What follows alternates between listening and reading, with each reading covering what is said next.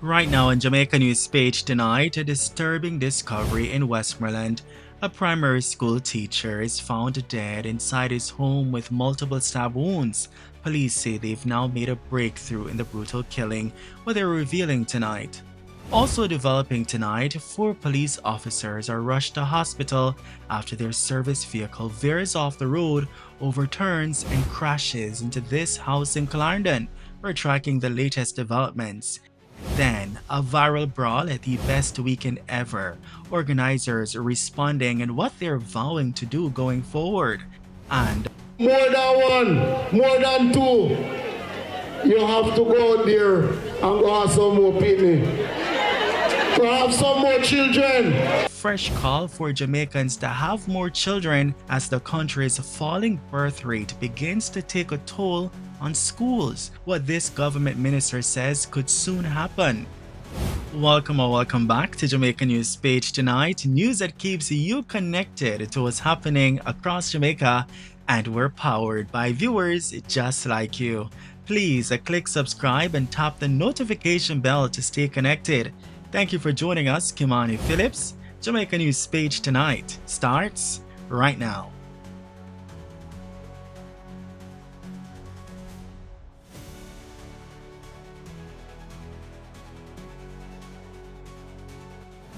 And we begin tonight in Westmoreland, where police are investigating the brutal killing of a primary school teacher found inside his home. The victim is 39-year-old Andre James, a teacher at Little London Primary School. Mr. James was found dead on Sunday, August 9, at his home in Pitkin District, Bluefields. Investigators say officers were called to the community shortly after 4 o'clock following a report of a homicide. When they arrived at the house, Mr. James was found seated on a chair inside a bedroom with multiple stab wounds to his upper body. Investigators are also revealing that a pair of scissors believed to have been used in the killing was recovered from the scene. So far, investigators have not named a suspect or revealed what may have led to Mr. James's killing. The investigation is continuing.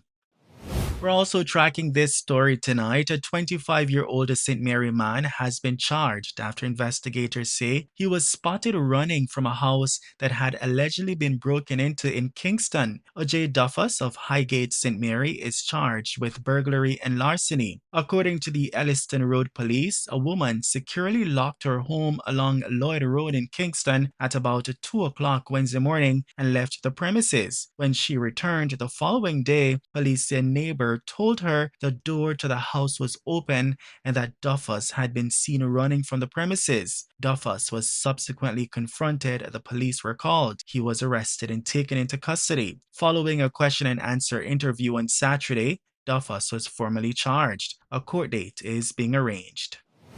Also developing tonight, 4 officers are recovering after this early morning crash in Clarendon.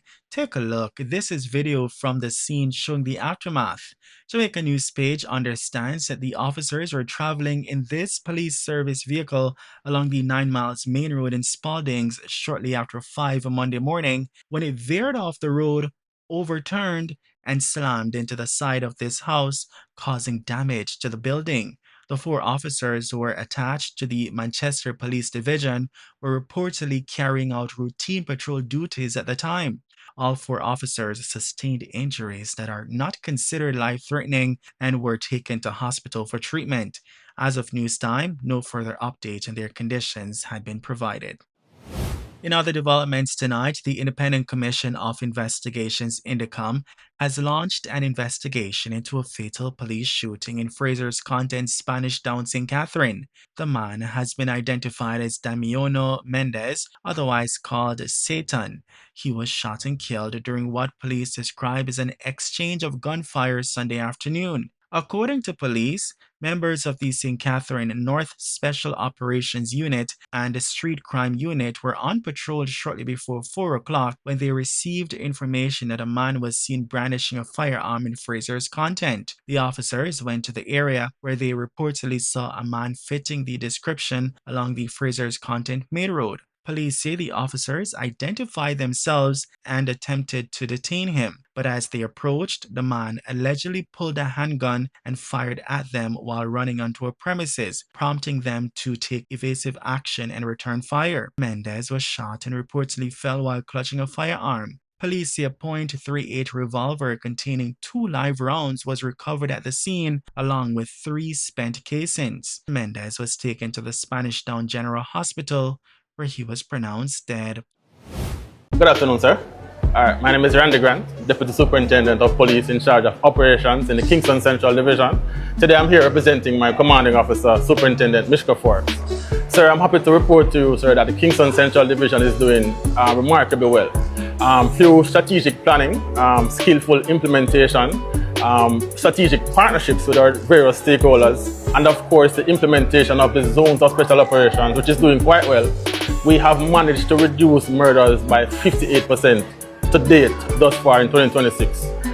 We have also sought to bring justice to past murders, and our clear-up rate this year for murders is 240%.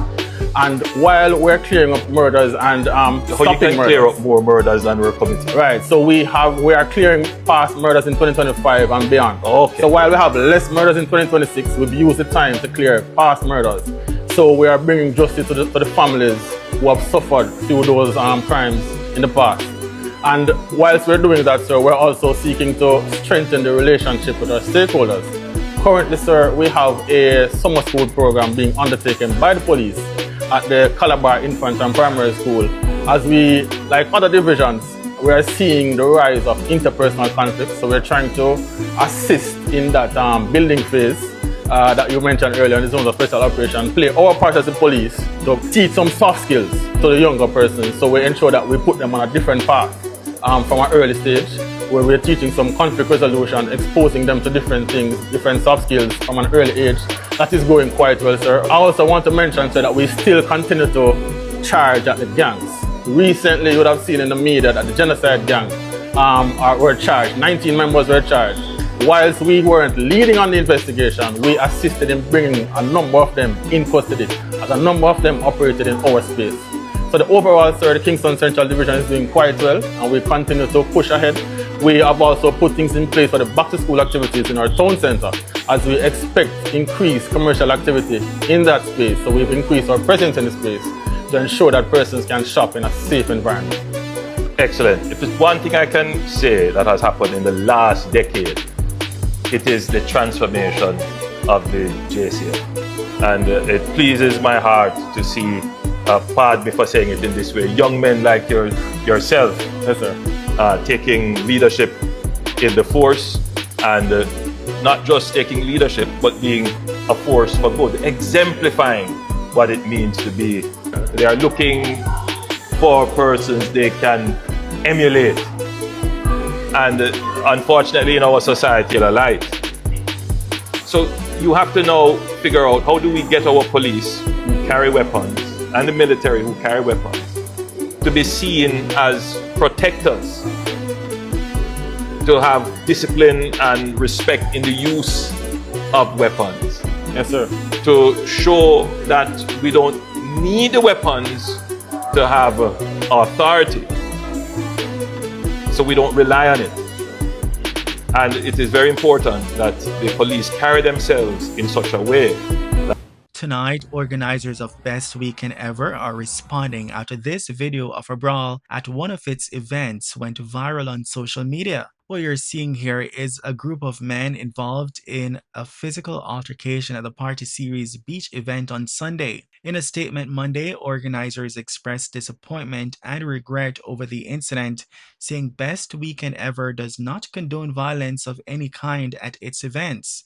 The organizers described the altercation as an isolated incident and say the individuals involved have been identified. They also say they have contacted the family of those affected and made their team available to the relevant authorities. The organizers maintain that Sunday's incident does not reflect the culture of Best Weekend Ever or the experience they work to provide for thousands of patrons. Meanwhile, Police Commissioner Dr. Kevin Blake is calling on Jamaicans to play their part in maintaining peace and order across the country. The appeal comes amid a renewed concern about interpersonal conflicts in several parts of the island. In the latest edition of the Force Orders, Commissioner Blake urges Jamaicans to take a more active role in maintaining peace within their homes and communities. We often look to other peaceful societies and wish ours was as peaceful and orderly. However, we tend to forget that they did not accidentally stumble upon peace. Peace does not just happen. It must be built and protected and is sustained by the everyday choices that ordinary people make. Genuine peace building begins much closer to home. It starts in our homes, our schools, our churches, our workplaces, and our communities. We therefore must demonstrate our belief that we need not look yonder for a peaceful society. We can make ours one such. It begins when a parent teaches a child right from wrong, when a teacher instills discipline, a neighbor chooses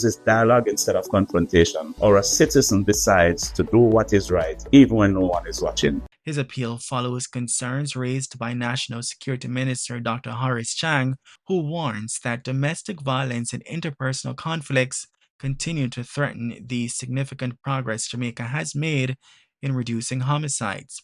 Dr. Chang says the Ministry of National Security and the Jamaica Constabulary Force are expanding efforts to address the problem.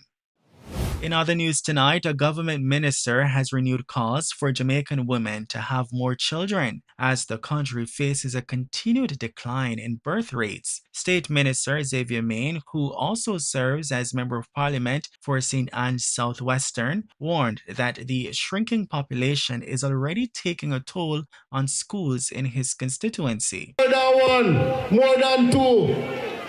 You have to go out there and go have some more picnic. To have some more children. Because if you don't have picnic, school can't remain open. We can't go give out no award. I am certain, I am confident that not too long from now the government will be leading on a drive to ensure that we can stimulate, encourage, and increase the birth rate that we see now, because we know that the birth rate is not at the level that we want it to.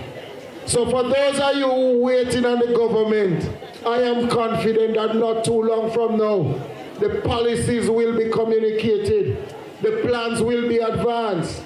Because for those of you who fear that you can't afford picnic, government is going to help you to have picnic and maintain picnic. However, Kerentia Morrison, Member of Parliament for St. Catherine and Northeastern, offered a more cautious perspective. You see, before you go have the next baby then, make sure you complete your education. Amen. Make sure you complete your skills training. Amen. Make sure you have a supportive man beside you. Because sometimes it's not just about the money. When the baby is balling, you want to wake up and help you to hold the baby. You know, want to help you to change the baby. So I want the women, let me tell you something. You see, when a woman, they have a good man, a solid man, a stable man, a man who will provide for them and be the strength, she will have one baby, two baby, three baby, because she's comfortable. And that's the news. On Jamaica News Page tonight, news that keeps you connected to what's happening across Jamaica, and we're powered by viewers just like you. Please leave a comment so we can welcome you with a shout out. Thank you for joining us, Kimani Phillips, and also thank you for watching Jamaica News Page tonight. We'll see you in the comments, and be sure to like, share, and join us again for more news. From all of us here, good night.